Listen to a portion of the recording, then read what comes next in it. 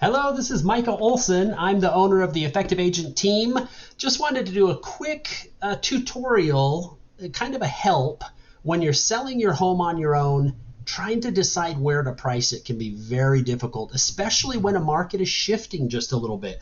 You know, in Utah County, Salt Lake County, we have had just an absolute rocket ship ride in appreciation over the last 2 to 3 years. I mean, last year we went up, depending on your area, somewhere between 20 to 25% in value. The year before that was about the same. I mean, we're looking at 50 to 60, even 70% appreciation over a 2-year period, which is crazy. And you know, now the market has kind of leveled out a little bit. We're seeing price reductions. That doesn't necessarily mean values are coming down, but people who were pricing their house, you know, at the market and then realized, there's a lot more homes for sale, have been working on becoming more competitive. I'm going to use this house as an example right now because actually this is my house. I raised 7 kids here. We've fixed it up and we have it up for sale right now. Just recently reduced the price. So as a seller, how do you determine where to price your home? Because if you price it too high, you're not going to have a lot of showings. The showings that you do have won't get you offers, and you could end up sitting on the market for a while, ending up dropping the price, and losing some of the early momentum that you have on your house. Now, one word of caution, I'm recording this video, it's September of 2022. I usually don't give you a date on videos that I'm recording because I want them to be, you know, applicable for years to come. I don't want to have to re-record the video, but this makes a really good point. We're coming out of a market where if your home wasn't getting 10 to 20 offers within the first week, you had done something wrong. And right now, the average days on market for a home are somewhere between about 3 to 5 weeks. And so they've slowed down. So a lot of people will go and they'll price their home aggressively, which is a good thing. I mean, as long as you've got your marketing and the presentation and everything dialed in, that's a good thing to do, depending on your needs. But it sits for a week and they don't get an offer and they think, oh my word, we got to slash the price, or an investor calls. And I've had so many investors call me on this house, you know, and they say, hey, we'll give you a cash offer, we'll close in a week. And, you know, and that can seem attractive. I mean, who doesn't want a cash offer closing in a week? But it doesn't mean that you need to severely underprice your home to make that happen. There's a lot that goes into the sale of a home. Pricing is part of it. Presentation is part of it. But there's a lot more than just that. So don't always look to a price cut if things, you know, don't go as quickly as you would expect. Explore and investigate to see if there's other issues as well. Okay, now just a quick caveat about Utah. Utah is a non-disclosure state. In my opinion, that's a very good thing. What that means is that when a home is sold, we do not legally have to report the sales price to the county. That's good for a couple of reasons. Most states in the U.S. are disclosure states. They do report sales prices. And that seems to make your taxes be higher, because I think the tax value on my house in Utah County, on this house right here in Utah County right now, is probably 400, 500,000, something like that. The other thing that tends to happen in a lot of states is as soon as they become a disclosure state and there's a budget crisis of some kind, whatever it is, schools need funding, first responders need funding, a water system needs to be put in and the city needs funding, you know, whatever it is, one of the first places they look is imposing a sales tax on the sale of your home. You know, so you sell a house for $800,000 and you get this sales tax, and all of a sudden, you know, with everything else that you're having to pay when you sell, the title fees and lender insurance, buyer, seller's insurance, things like that. Now you've got this tax bill that's due to the county or to the state or to the city. So being a non-disclosure state is, in my opinion, is a good thing. But what that does is it can really throw off some of these sites, because Zillow and Redfin and Trillia and Realtor.com, they're all based on public tax information. And so when a house in a neighborhood sells for, say, $560,000, and it's a 6-bedroom, 2-bath, 2,200 square foot house, especially Utah and Salt Lake County, the tax information may be off. Maybe these people, I don't know what year this house was built. I'm assuming it's older, built in 58. So maybe they came in at some point and finished the basement off, and it wasn't reported to the county. So now this is a 6-bedroom, 2-bathroom house, but the county thinks it's a 3-bedroom, 1-bathroom house. And now it sells for, let's just say they sell it for $565. All of a sudden, everything in that neighborhood is going to think that there was just a 3-bedroom, 1-bath home that sold for $565,000, and Zillow's going to say, "Holy cow! Okay, if this was a 3-bedroom, 1-bath house, this house over here is 5-bedroom, 2 baths. It's worth." And this one here sold for $565. This one over here must be worth $600, and so it'll start to throw values off because they just don't have sold information. Now, quick offer for you. I'm willing to do a full valuation on your home for you. As a real estate agent, I do have access to sold information, and I can take a look at the value of your home based on what has actually sold, because this house here asking $566, they may end up selling it for $520, and you'll never know. It'll just disappear off of Zillow, or it'll show that it's under contract, but you won't ever see what the home sold for. So as I'm doing valuations, one thing that I do for you is I record my screen, kind of like I'm doing for this video, as I'm looking at your house. And I can show you things like the area that I'm searching, and the pictures of the homes that I'm comparing to yours. And you can go in and look at the location on a map and say, okay, my house is sitting right over here by this park. And this other house that it's being compared to is right off of Orem Boulevard and I-15. There's going to be a value difference there. You can also take a look at the condition of your home. Obviously, I haven't been inside your house, and so I'm going to give you a value range, not a let's list your house for $522 type of a statement. I'll say it looks like your house is worth somewhere between $515 and $545, or whatever the value comes in at. And you'll be able to see the images of the insides of these homes that have actually sold, and compare them. My house is nicer than this one, or my house isn't as nice as this one, or things like that. It'll help you drill in on your value. So just let me know. I'm willing to do that for you. Okay, so let's talk about how you can value your home on your own. Let's say that your house is kind of over here in just Southwest Orem as an example, and you're wanting to compare it to other like homes. The first thing that I would say is think about who your buyer is. If you're looking at a house that's sitting right by UVU, I might do a fairly tight area around UVU, because possibly people that are looking at buying this house want to live right there. And that would be one thing that I would take a look at.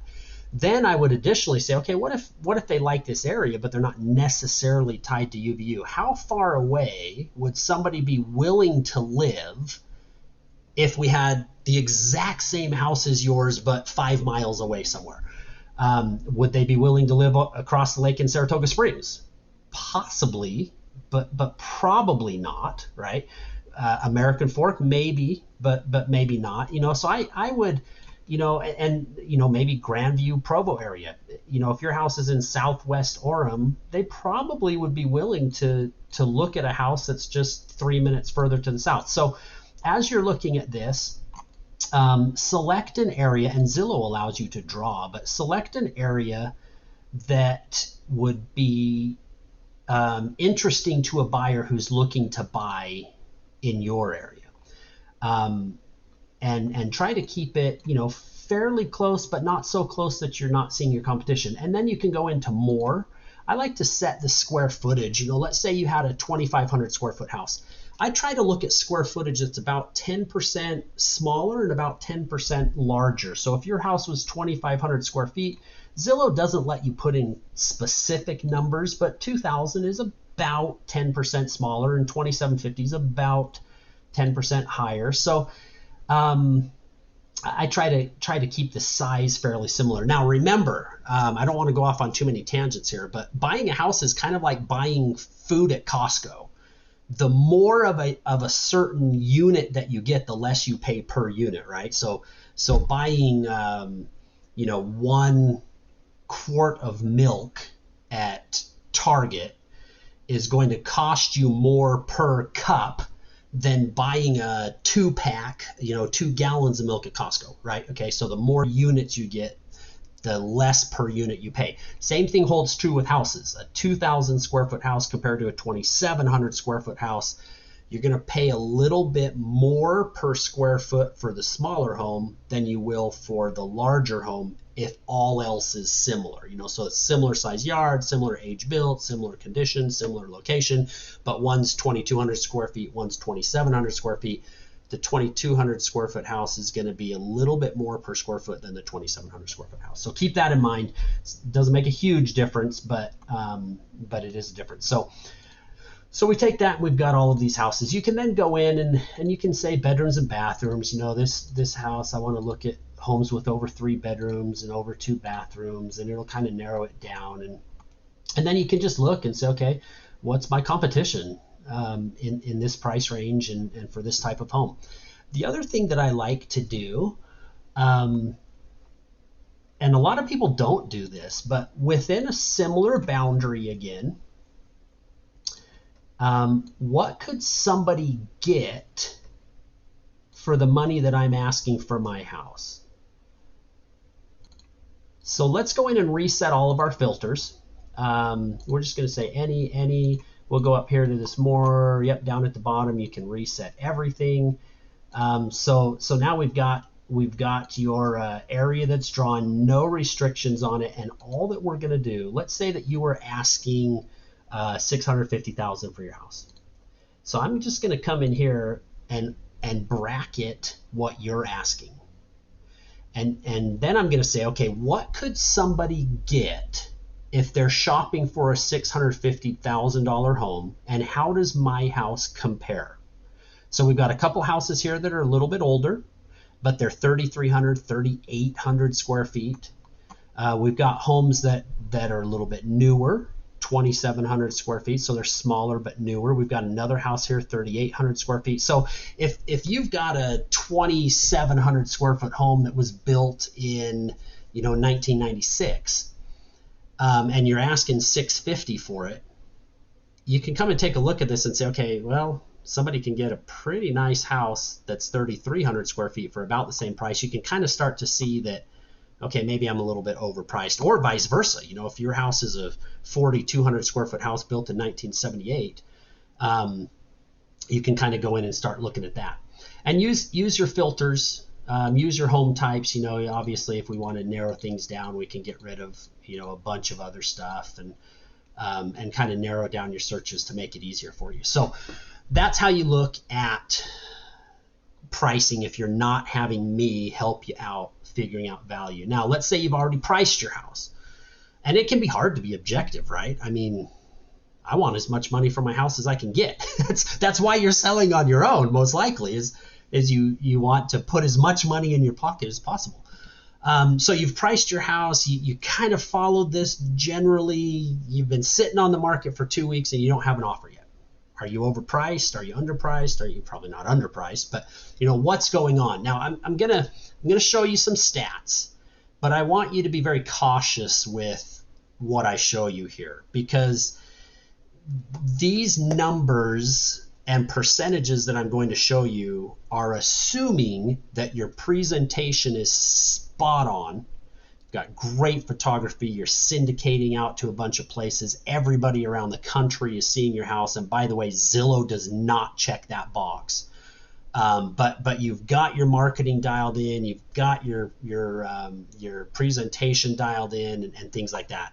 That's when these numbers apply. I don't want you to look at this and say, I've been on the market for 2 weeks and haven't had a showing, I need a price reduction. It could just mean that you need to get your house out in more places or get better photography, right? But this is just assuming that you're doing all those things right. So if you've had 12 to 10 showings, around 10 showings, I don't know why I said that backwards, and you've gotten some comments on your house like, hey, nice house, whatever, but no offers, you probably need to drop your price about 5%. If you've had around 10 showings and no offers, same thing, about 5%. Regardless, I probably should have put this in one chart together. If you've had no showings, you probably need to drop your price 10%, unless you've done something like listed, the first weekend in October, which generally tends to have, or April, generally in Utah County, not as much in Salt Lake County, but a lot of people don't go looking at houses because there's some religious conferences and things going on.